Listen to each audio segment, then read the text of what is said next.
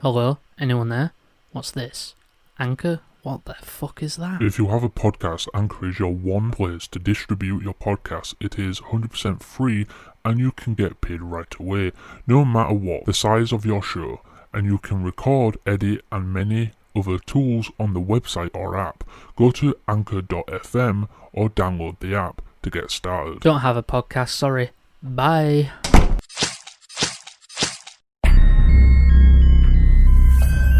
This episode is brought to you by the Slash and Cast Podcast Network. Learn more at slashandcast.net. Whatever you do, don't fall asleep. Have you checked the children? I am the devil, and I am here to do the devil's work. We all go a little mad sometimes. Hi, I'm Chucky. Wanna play? Boogeyman is real, and you found him. Don't you blame the movies! Movies don't create psychos! Movies make psychos more creative! Hey everyone, welcome back to Slasher Cast, the podcast where we talk horror and nothing but horror, brought to you by the Slasher Cast Podcast Network and my YouTube channel, Slasher Media. How y'all doing? Hope you're a nice day. And I am one of your hosts, Slasher. And I'm your other host, Tyler. How you all doing? What you been up to? I actually went to watch Tenet last night, believe it or not. Any good? Confusing if you do not know, any Nolan films, like Dark Knight Trilogy and Inception. It's quite, forward and backwards in time. I've never met anybody who's never seen The Dark Knight or Inception.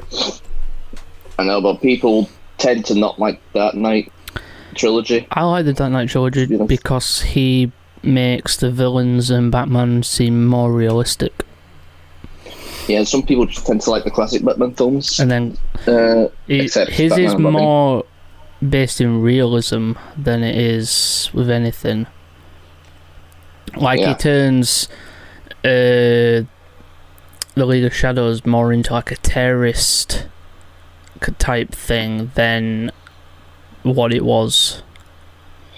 Yeah, that's in Batman Begins. And they didn't have Ra's al Ghul be immortal with the Lazarus Pit. True. So, but yeah, I've been watching Scream for the past few days. Fourth one. And Scream 5 coming out. Yeah. And I need to... what else is there? We've been putting it off doing Little Mad for the past few days. We haven't done it yet. So last time people were sick, and then we were supposed to do it, I think, and I think we'd now. So yeah, it's been put off for 2 weeks. Yeah.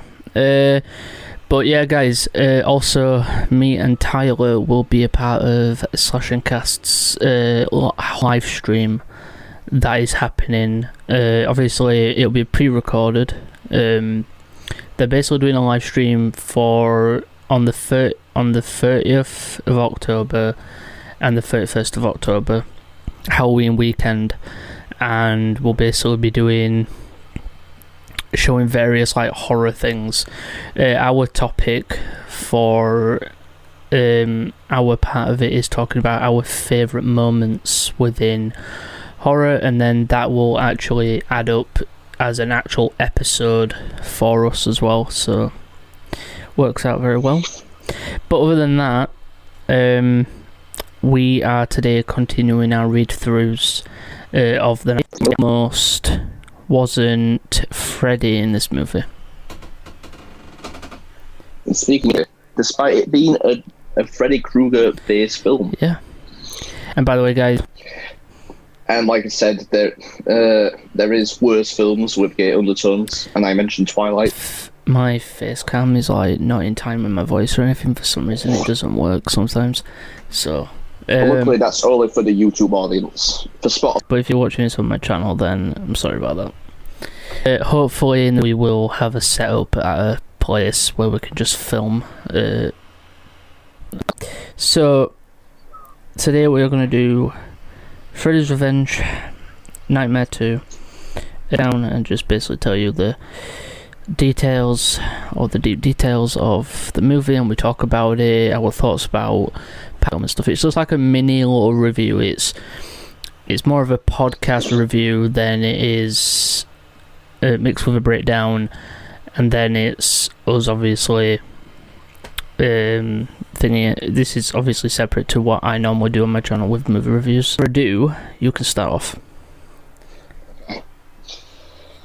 Jesse Walsh is right home to get off the bus, leaving Jesse on the bus with two girls.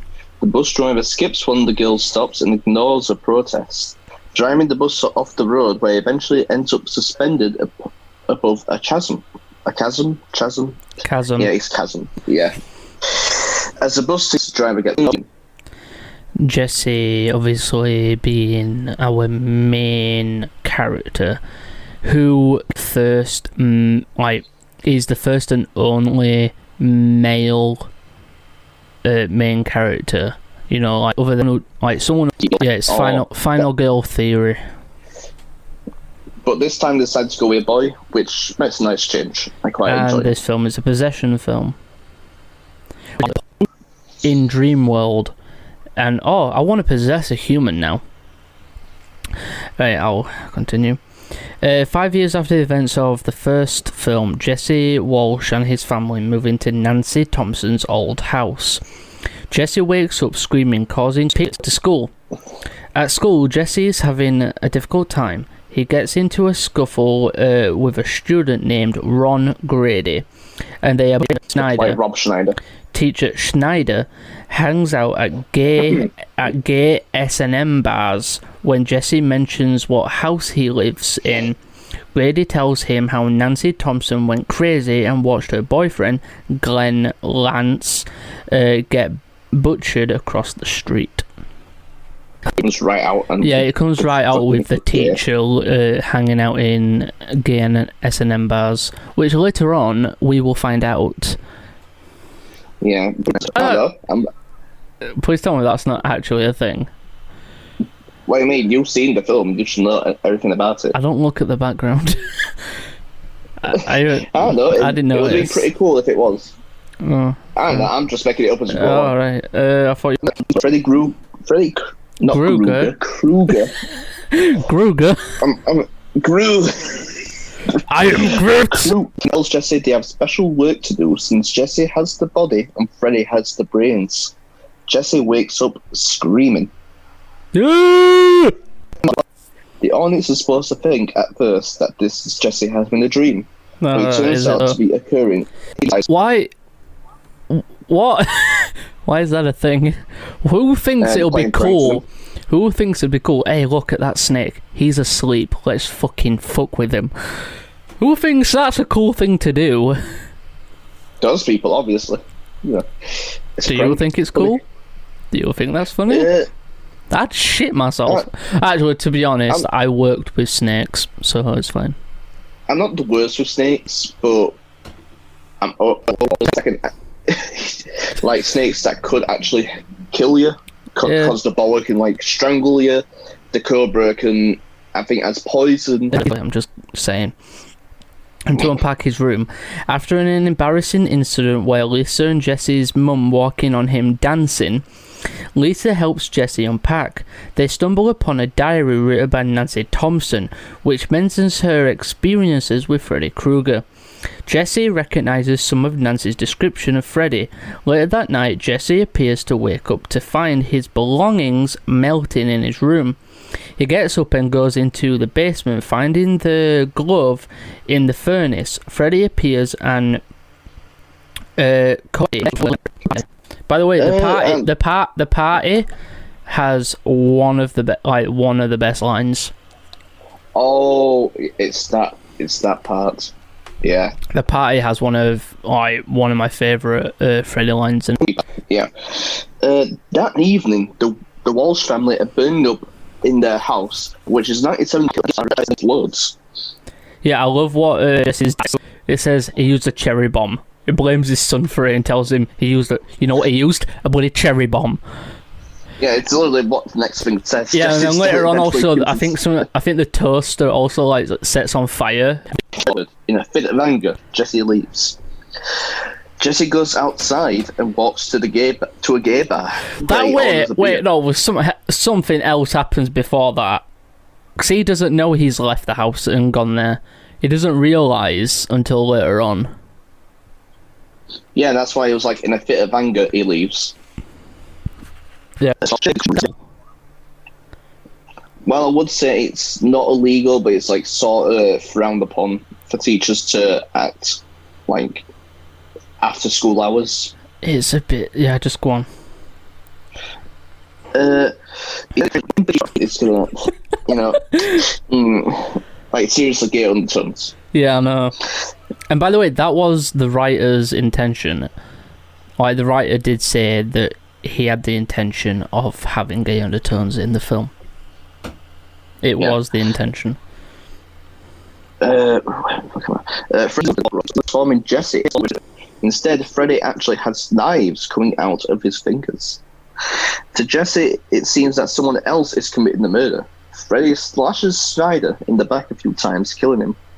Afterwards, he turns back to Jesse with the clawed glove. Kill for me. Freddy went on a fucking killing rampage inside the gay bar. Just fucking everybody dies.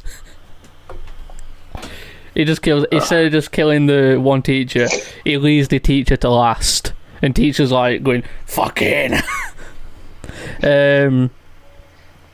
The police bring Jesse, having him to bed. Jesse thinks the whole thing to be a dream until he and his friend Lisa, and Jesse reveals to his family that his dad knew about Nancy's experience in the house. Afterwards, the toaster catches on fire without being plugged in. About Schneider, but she insists that it was a dream. Lisa does some research on Freddy and shows Jesse the boiler room where he took his victims.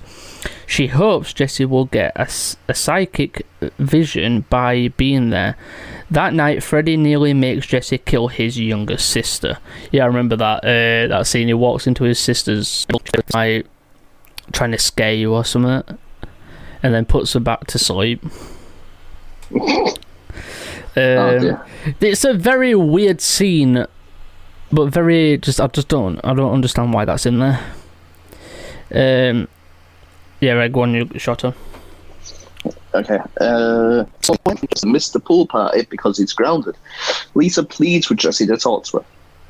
While Lisa is having the pool party, originally begins to take over. Scared and to Lisa's chagrin. Who's wrote this? Chagrin. Charging. Chagrin. No, it's not charging. It's chagrin. Jesse leaves and goes over to his friend Ron Grady's house, where Grady has been grounded for throwing his grandmother down a flight of stairs. Wait, what? And tells him... Wait.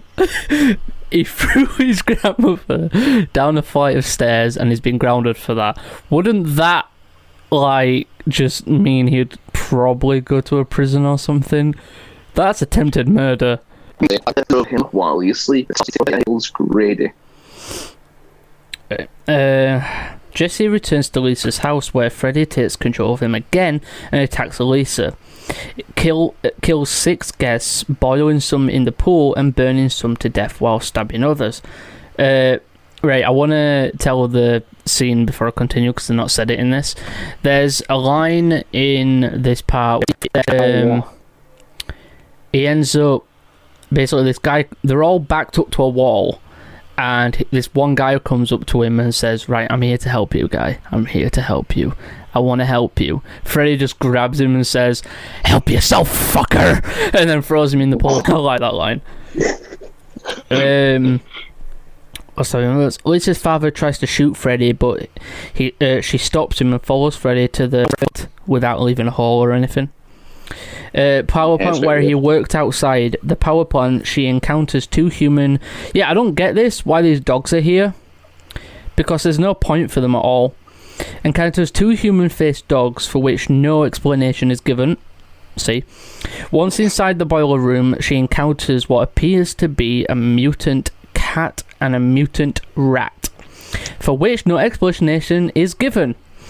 Either she then encounters Freddy, opens up and starts bleeding. After Lisa kisses Freddy, Jesse is able to use his power from within and start a fire which burns Freddy to a crisp. It turns out that Jesse is inside of Freddy's burnt corpse, much like a scene in Ghostbusters from the previous year. Okay. It thinks the bus is moving too fast, but it stops to pick up a passenger. When all seems well, it's a mystery, as Jesse doesn't get mentioned again. Yeah, that's what I've never understood, is he's never mentioned again. Like, what? What? Are you just gonna leave that out? Yeah, it's not really important. Times, and the rest of the series couldn't go, oh wait, do you remember that guy Jesse? Yeah? He's fucking dead. Yeah, it's not that important, to be honest. To not like this movie, they tend to like. I think a lot of people like the third movie. I don't mind this movie. It's not one of my favourites, but I don't mind it. If not my favourite. Which is the next one, I believe. Yeah, it's the next one. So, what would you rate the film? I give it a 6. It was average. I don't think there was enough Freddy to make it Nightmare on Elm Street movie. I'll give it that. I'll give it a 6 too, because there wasn't. Yeah, I'll agree with you. There wasn't enough Freddy to say it as a natural film featuring Freddy Krueger. Yeah, but it's like I've just never understood why they bother trying to have Freddy possess people when all he can do what the fuck he wants. He's a dream demon. What's the point? But yeah, everyone, that's been Nightmare on Elm Street, Freddy's Revenge, where he really didn't do much revenging in that because Nancy's in that one. But yeah, guys, don't forget we will be a part of the Slash and Cast stream on the 30th. I think it's 30th and 31st of October where they're running it. I don't know where we are slotted, but we are doing one of the Friday 13 films. I think that was part 7. Yeah, I think it's New Chapter. I think she's that. Actually, yeah, it's New Chapter because she plays that girl who's sex crazy with that other guy. There's 2 sex crazy couple. Yeah, so be a bit weird to ask her about like what she thought about the sex crazy scenes. I think there is an interview with her. That episode will be uploaded as an official episode for the pod. So, but other than that, I think that's it. So yeah, guys, I've been one of your hosts, Slasher. And I've been your host, Tyler. This has been Slasher Cast, the podcast where we talk horror and nothing but media and everything. Don't forget this podcast is brought to you by the Slasher Cast Podcast Network and my YouTube channel, Slasher Media. And I'll see you guys later. Bye for now. Keep watching horror. Bye. And we'll see you guys next time. Whatever you do, don't fall asleep. Have you checked the children? I am the devil, and I am here to do the devil's work. We all go a little mad sometimes. Hi, I'm Chucky. Wanna play? Boogeyman is real, and you found him. Don't you blame the movies? Movies don't create psychos. Movies make psychos more